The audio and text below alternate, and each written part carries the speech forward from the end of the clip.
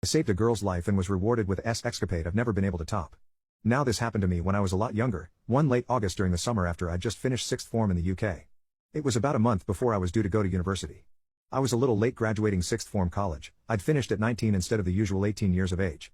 My then undiagnosed ADHD and a breakup with my first long-term girlfriend, the girl I lost my virginity with, had caused me to take a little longer with my A-levels than I should have. This story takes place on a summer holiday in Spain. As my mum was a teacher and hated having to keep us entertained each week of the summer holidays, my parents had bought a little flat 10 minutes walk from a beach where there'd be lots of people my age every year.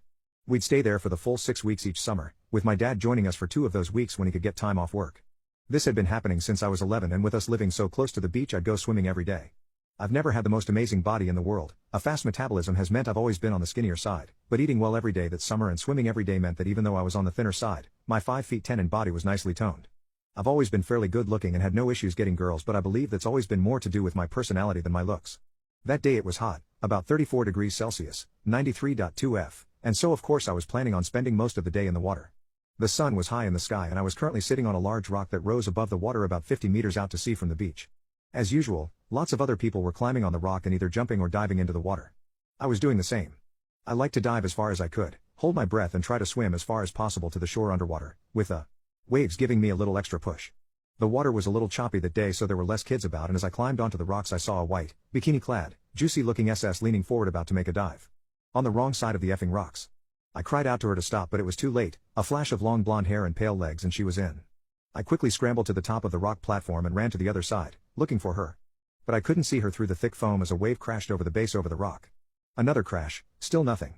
The water only came up to about a foot below where the rock hit, and I saw an arm come clean out of the water and grasp onto the side. I grabbed the wrist and tried to pull, but I couldn't pull her up.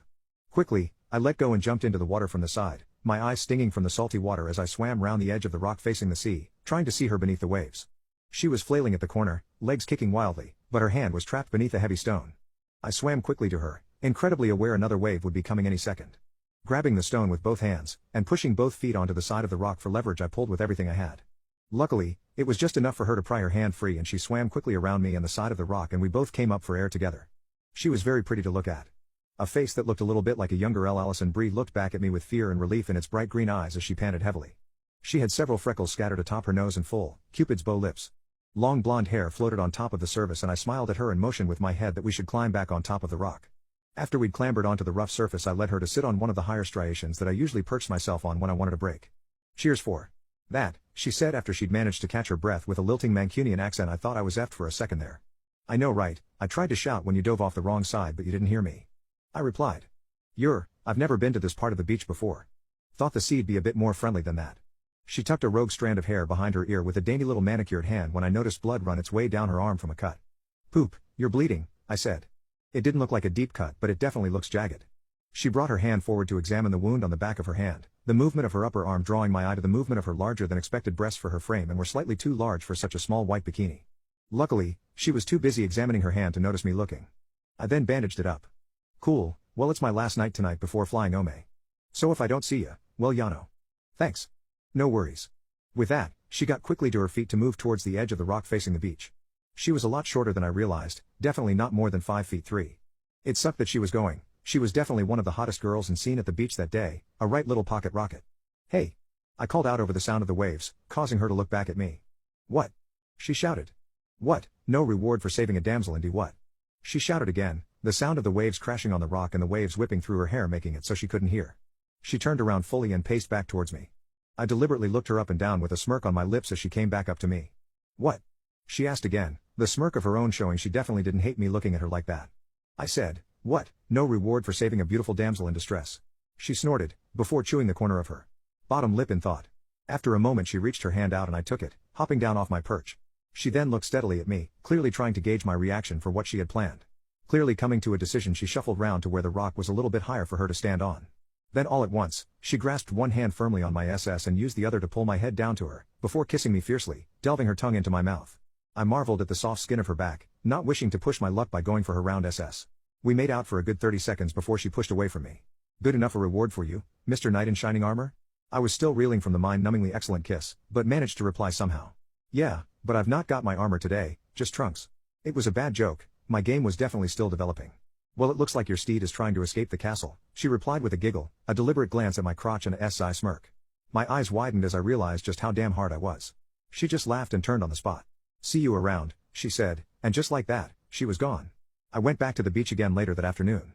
With the waves still being a little choppy, I decided to bring my bodyboard with me, a €5 styrofoam sort of thing, covered with a thin synthetic fabric and emblazoned with Looney Tunes. I was hoping with the beach quite a bit quieter in the late afternoon, I'd be able to belly surf all the way from the rock to the beach without any problems. I finally saw a big enough swell that I knew would crest just before my jumping off point. I nailed it, shooting off hard at top speed. This was the one. I knew I was right, and as I was propelled across the water it was sheer exhilaration. The amount of spray made it difficult to see, hence why I liked to do it when there were less people at the beach. But as I got closer to the shore, a blurry shape made its way into my vision, and I had absolutely zero chance to react before, wham! I went full force into that shape, knocking what was clearly a person flat onto their back, and we went flying on top of the waves, the current still pushing us the rest of the way to the shore. My bodyboard was gone, ripped from my arm at the strap. As we came to a stop I realized I'd landed face first in between what were clearly a very soft and sizable pair of breasts. Though I thought I recognized the fabric at the corners of my vision, my suspicions as to the owner of the pillowy breasts my face was buried in were confirmed immediately when in that same Mancunian accent Tony shouted, "What the F? Get off!" Half reluctantly, I raised my face from between her soft mounds to look up at her, and her eyes widened in surprise and recognition. "Josh? What the F, dude? Don't watch where you are going." "Sorry, I couldn't see you until it was too late. Too much water in my eyes." "Well, you can see me now, do I look happy?" She snapped with a glare. "Well, you look pretty hot from down here," I said with a cheeky grin. She tried to glare but there was nothing in it, and she leveled her eyes seriously for a few seconds before she said, "I can tell." She rubbed her thighs together in my rock-hard PP, which yet again I hadn't noticed got a jolt of pleasure from where it lay atop them. She responded to my involuntary slight roll of my eyes with a mischievous grin. "Now, are you gonna get off?" she asked, raising an eyebrow. "Well, I don't want everyone to see my, Yano." "Well, that Benair isn't gonna go down while you're laid on top of me like this, is it?" "Fair point." While the beach was certainly quiet, there were still quite a few people catching the last of the sun on sun loungers, and a few families still playing on the sand. I really didn't want anyone to see, so I quickly rolled off her in a full spin and laid face down in the sand. Tony giggled again. It sounded almost musical. "Well, that doesn't look obvious," she said. "Is there gonna be a PP-shaped hole in the sand when you get up?" "Ha, effing ha," I said sarcastically. "Don't be like that," she said. "I just got this skirt, did my makeup and everything, and now I'm sure it's all running down my face, and there was all point to straightening my hair." I looked up at her as she sat up. Her makeup had barely moved, her green eyes were framed with a shimmering ochre eyeshadow, and her scarlet lip gloss hadn't moved. Sure, her eyeliner had run a touch, but I was barely noticeable and she looked damn hot. "You still look great to me," I replied. While still having the same, barely fitting bikini top on, her pleated cotton black miniskirt was shining with water. "Yeah, well, this skirt feels gross," she said, looking down and trying to wring some water out of it, hiding a blush. "Take it off then," I answered nonchalantly. It would be nice to see those tiny drawstring bikini bottoms again. "Not unless you'd like to never get up, I've only got a little black G-string on." Just the description sent another throb to my PP. She smirked at me again. She knew she looked SI as F and clearly lived for the tease. "Come on, get up and I'll stand in front of you if anyone is looking," she said, getting to her feet and out of my eyeline. "Fine," I replied and slowly started to turn onto my back, both hands hastily covering my junk. Tony, however, had chosen this moment to stand above me with both legs straddling my head. She hadn't been lying about her negligee, as I saw straight up her skirt and cast my eyes over the tiniest black G-string I'd ever seen. Even the triangle covering her nethers was slightly see-through. I could just make out the lips of her wimp, and it was clear that she was completely shaved. I'm pretty sure I made an audible gulp. My knight in shining armor is struggling to hide his sword now. "Isn't he? Take those knickers off and I might impale you with it," I growled. "Promises, promises," she replied with a laugh, but after stepping away from me, said, "Let's go for a swim. It's not like we both don't need to cool off and this skirt is already ruined anyway." I was definitely game, so I got to my feet, trying to keep the tent and my swimming shorts covered with my hands. Finally, when I was standing, I looked back at Tony, who was grinning her pretty little smile back at me. She then stepped forward to me, shoved her hand between mine and grabbed my PP. With a quick squeeze she kissed me roughly. The kiss left as quickly as it came, but was replaced with a sexy as F look in her emerald eyes as she simply said, "Race ya." As she ran back into the ocean, I couldn't chase her fast enough.